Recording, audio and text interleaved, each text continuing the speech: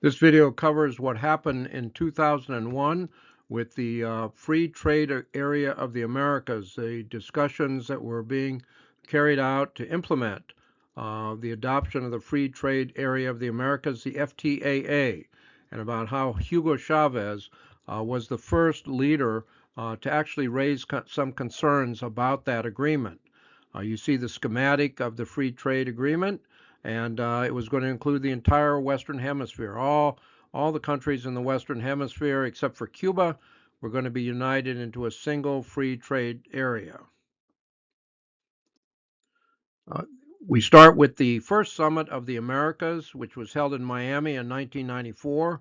All 34 countries signed an agreement, again, except for Cuba, to form the FTAA. And Venezuelan President Caldera was at this meeting, as was President Clinton, who ran the meeting, and they all signed the agreement. And the ministers agreed to complete the negotiations to adopt the FTAA by 2005. So the FTAA, what was it going to be? It was going to be the largest free trade bloc in the world. All countries, again, in the Western Hemisphere, except for Cuba, were going to be included. That meant 800 million consumers in one free trade area, the biggest bloc in the world. Combined GDP of $13 trillion. And the FTAA was going to be not just a free zone for trade, but also for investments. And investments could be freely made throughout the entire area and under one set of rules for everybody. And the United States was a major advocate for the FTAA. American businesses wanted this agreement pretty badly. Latin America was seen as a great potential market for expansion for U.S. businesses, and it would put the United States at an advantage and vis-a-vis other trading partners such as the EU or Asia or China or Russia, any country that wanted to trade in Latin America would face U.S. competition, and U.S. Products would all be tariff-free. So Hugo Chavez at this time was new in his administration. He was elected president in 1998, and he was reelected under a new constitution in 2000. Oil sales accounted for 95% of Venezuela's exports, and oil was exempt from the FTAA. So there weren't too many concerns in Venezuela about the FTAA. Not too much interest, not too much concern, and as I mentioned, the president of Venezuela had signed that agreement in 1994. Now, at the third summit of the Americas in Quebec City, President Chavez attended this meeting in April of 2001.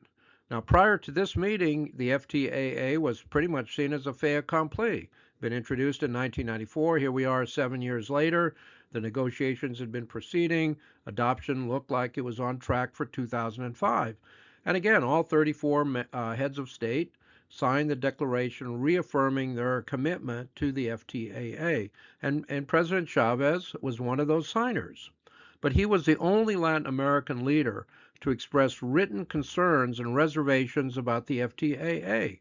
He signed the agreement, but he had these concerns. Now, his concerns revolved around some of the issues and rules that were being considered for the FTAA. They had not been fully adopted, but they were being considered. So under the rules, particularly for investment, countries would not be permitted to favor domestic industries in government procurement decisions. Governments would not be permitted to take over industries from private companies. Public-private joint ventures would be prohibited. Countries would be required to respect patents and not introduce generic products, and corporations could sue governments for lost profits in order resulting from laws in those countries to protect worker rights or environmental standards that were different from what the FTAA required. So Chavez's concerns revolved around sovereignty. His issue was, as a leader of Venezuela, what if he wanted to favor a domestic industry in comparison to an industry in another country that wanted to invest there? What if he wanted to take over a business in Venezuela? Again, for the best interest of Venezuela, he might not want to have to adhere to these regulations in the FTAA. And so what he said was the only way Venezuela could participate in the FTAA and adopt it would be if it was passed by a public referendum. It made so many changes to the conditions of sovereignty for the country and who was in charge of setting agendas and rules and regulations, it would have to be approved by the public. And the 2005 adoption date was simply too early for that.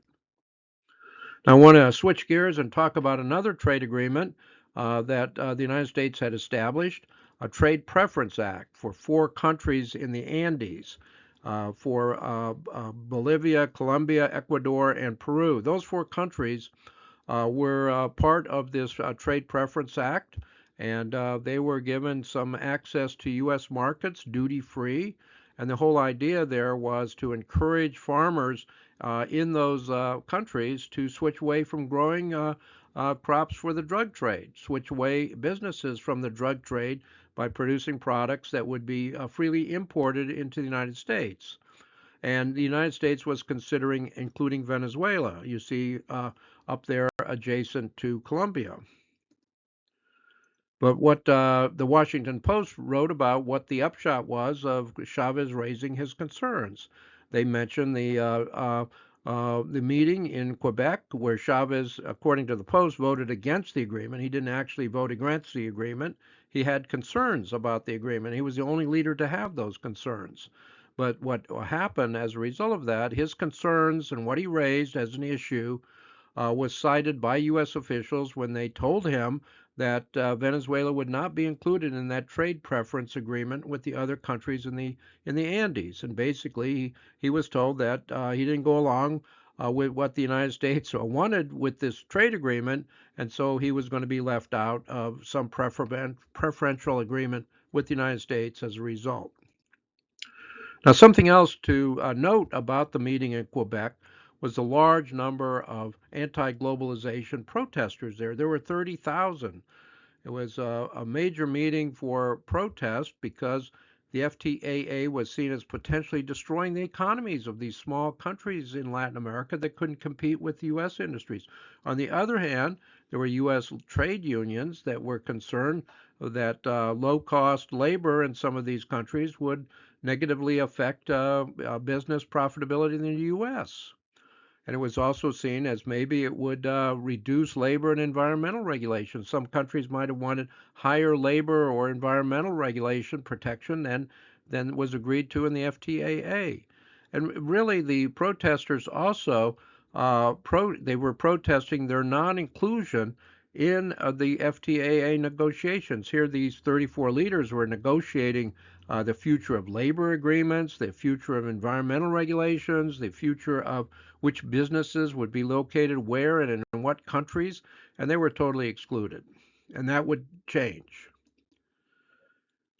But the upshot of that meeting in Quebec was that it was President Chavez who posed the first dissonant note. He was the one who raised concerns. It looked like it was going to be a fait accompli.